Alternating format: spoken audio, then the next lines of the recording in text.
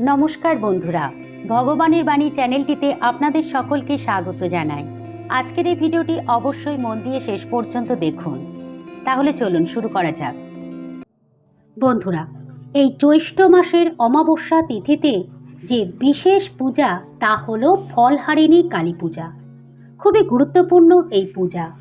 এই দিন কি করলে সকল মনস্কামনা পূর্ণ হবে, সমস্ত অশুভ শক্তির বিনাশ হবে, সন্তানের বিদ্যালাভের পথে কোনো বাধা থাকবে না, সংসারে অর্থেরও কোনো অভাব থাকবে না। সেই বিশেষ উপায়টি আজকের ভিডিওটিতে আলোচনা করব। তাই ভিডিওটি মন দিয়ে দেখুন। আর যেসব বন্ধুরা এই চ্যানেলে নতুন তারা চ্যানেলটি সাবস্ক্রাইব করে নিন।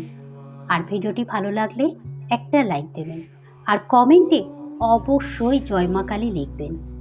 তাহলে চলুন ভিডিওটি শুরু করা যাক। প্রথমেই ফলহারিণী কালী পূজার সময়সূচি বলি। আগামী 26শে মে সোমবার ফলহারিণী কালী পূজা। এই দিন অর্থাৎ সোমবার সকাল 11:03 থেকে অমাবস্যা তিথি শুরু হচ্ছে আর 27শে মে সকাল 8:13 পর্যন্ত অমাবস্যা তিথি থাকছে। ফলহারিণী অমাবস্যার পূজার শুভ সময় 26শে মে সোমবার রাত্রি 9:09 থেকে। কালী পূজা যেহেতু রাতেই হয় তাই সোমবার দিনই ফলহারিণী অমাবস্যা তিথি মেনে মায়ের পূজা হবে। আর যারা উদয়া তিথি মেনে পূজা করতে চান তারা মঙ্গলবার মায়ের পূজা করবে। আর এই দিন অর্থাৎ সোমবার দিন গঙ্গা স্নানের শুভ সময় সূর্যোদয়ের পর থেকে সকাল 11:07 পর্যন্ত। বন্ধুরা, এই তো গেল পূজার সময়সূচি। এবার আসি আসল কথায়। হিন্দু ধর্মে অমাবস্যা ও পূর্ণিমা এই দুটো তিথিকেই বিশেষ গুরুত্ব দেওয়া হয়েছে। অমাবস্যা তিথিতে ঘোর অন্ধকার নেমে আসলেও ওই তিথিটি মা কালীর পূজার শ্রেষ্ঠ তিথি। আর এই তিথি মেনে যে ভক্ত মায়ের পূজা করে তার জীবন আলোয় ভরে ওঠে।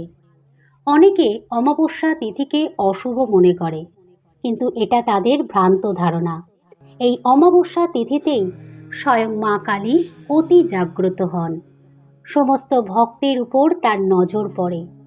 বছরে যে কটি অমাবস্যা আছে তার মধ্যে ফলহারিণী অমাবস্যা তিথি বিশেষ মাহাত্ম্যপূর্ণ।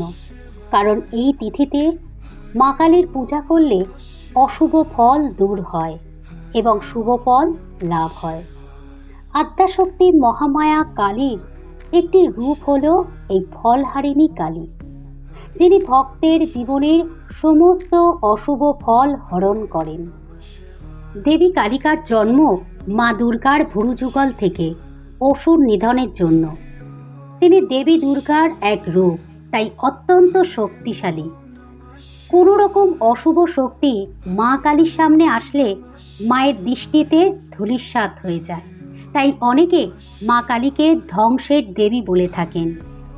তবে শাস্ত্র মতে মা কালী হলেন উগ্র, ভয়ঙ্করী, রুদ্ররূপা।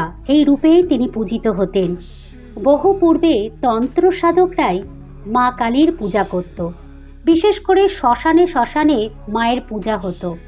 তখন মায়ের কোনো রূপ ছিল না, ঘটে পূজা হতো। আস্তে আস্তে তান্ত্রিকরা ছবিতে মায়ের পূজা করত। কিন্তু সেই ছবিতে মা কালী ও শিব যে ভঙ্গিমায় ছিল তা শারীরিক মিলন পর্যায়ে। এমন মূর্তি সাধারণের সামনে আনা যায় না। তাই তান্ত্রিকদের দ্বারাই মা পূজিত হতেন। সাধারণ মানুষরা তখন মাকে পূজা করতেন না। কিন্তু তন্ত্র সাধক কৃষ্ণানন্দ আগমবাগীশ, যিনি তার কল্পনার দ্বারা মাকে এক নব রূপে এনেছিলেন, সেই রূপই হল দক্ষিণা কালী, যে রূপে আজ আমরা মাকে পুজো করি। তন্ত্র সাধক কৃষ্ণানন্দ আগমবাগীশই প্রথম মা কালীকে একটি ছোট্ট মেয়ে রূপে কল্পনায় দেখেছিলেন। উগ্রমূর্তি ভীষণা মাকে তিনি ভক্তিরসে ভিজিয়ে একটু সফট করে দিয়েছিলেন। এর ফলে সাধারণ মানুষের সাথে মাকে কানেক্ট করে দিয়েছেন তিনি।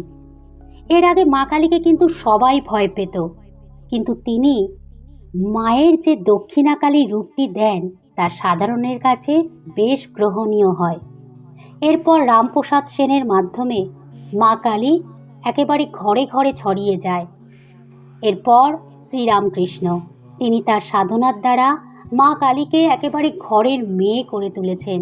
তিনি তো তার সাথে সব সময় কথা বলতেন, আবার মায়ের উপরে অভিমানও করতেন। এইভাবে উগ্র মূর্তি ভীষণা মা কালী আমাদের কাছে করুণাময়ী কল্যাণময়ী মা হয়ে উঠেছেন, যে মাকে আমরা কিন্তু কেউ ভয় পাই না। তাই তো মা এখন সকলের ঘরে ঘরে পূজিত হন। মা কালী যিনি আমাদের কাছে পরম করুণাময়ী দয়াময়ী মা, যিনি ভক্ত বৎসল। তাই ভক্তরা ফলহারিণী অমাবস্যার দিন মাকে বিভিন্নভাবে সন্তুষ্ট করাতে চায়, কারণ এই দিন পূজার যে শুভ সময়, ওই সময় পুজো করলে ভক্তের জীবনে অর্থ লাভ ও যশ লাভ হয়, মানসিক সুখ ও শান্তি লাভ হয়। সন্তানের বিদ্যা লাভের পথে যদি কোনো বাধা থাকে তা দূর হয়ে যায়। এছাড়া ভক্তের যে কোনো মনস্কামনা মায়ের কৃপায় পূর্ণ হয়। তাই বন্ধুরা, ফলহারিণী কালী পূজার এই শুভ দিনে মাকে সন্তুষ্ট করতে যে কাজগুলি অবশ্যই করবেন সেগুলো এবার বলি, মন দিয়ে শুনে নিন। এই দিন মা কালীর উদ্দেশ্যে এই 4টি কাজ অবশ্যই করুন। প্রথমত, একটি ঘিয়ের প্রদীপ অবশ্যই প্রজ্বলন করুন। দ্বিতীয়ত, যে কোনো 5 প্রকার ফল মাকে নিবেদন করুন। তৃতীয়ত, অতি অবশ্যই একটি নতুন সিঁদুরের কৌটো মাকে দিন। চতুর্থত, একটি লাল জবা ফুলের মালা। ব্যাস, এইটুকু করলেই মায়ের কৃপাদৃষ্টি আপনার উপর পড়বেই। বাড়িতে মা কালীর মূর্তি থাকলে এগুলো অর্পণ করতে পারেন, অথবা কোনো মন্দিরে গিয়েও অর্পণ করতে পারেন। তবে এই প্রসঙ্গে মনে রাখতে হবে, মায়ের কৃপা পেতে হলে যে জিনিসটি সর্বপ্রথম প্রয়োজন তা হলো ভক্তি। এই ভক্তি যে ভক্তের মধ্যে যত বেশি থাকবে তার ফল লাভ শীঘ্রই হবে। তবে ভক্তির ঘাটতি থাকলে মায়ের কৃপা পাওয়া অসম্ভব। তাই ফলহারিণী কালী পূজার দিন নিজের মনটাকে সর্বতোভাবে মায়ের দিকে রাখাই ভালো। কোনো পরনিন্দা পরচর্চা করা বা অন্যের ক্ষতি করার কথা এসব একদম মনে আনতে নেই। যদি কেউ এসব করে তবে সে যতই মাকে ফল অর্পণ করুক না কেন, সেটা মা গ্রহণ করেন না। কারণ সকল মা চায় তার সন্তান যেন সৎপথে ভালোভাবে চলুক। আর যে সন্তানের মন মায়ের জন্য আকুল হয়ে মা মা বলে কেঁদে উঠবে, মা তক্ষুনি তাকে কোলে তুলে নেবে। যেমনটা করতেন শ্রী শ্রী ঠাকুর শ্রী রামকৃষ্ণ। তিনি সর্বদা মা কালী ছাড়া আর কিছুই ভাবতে পারতেন না। বন্ধুরা, আজকের ভিডিওটি এই পর্যন্তই। ভিডিওটি দেখে উপকৃত হলে ভিডিওটি শেয়ার করবেন প্লিজ, যাতে অন্যরাও উপকৃত হয়। সকলে ভালো থাকবেন। জয় মা কালী। ধন্যবাদ।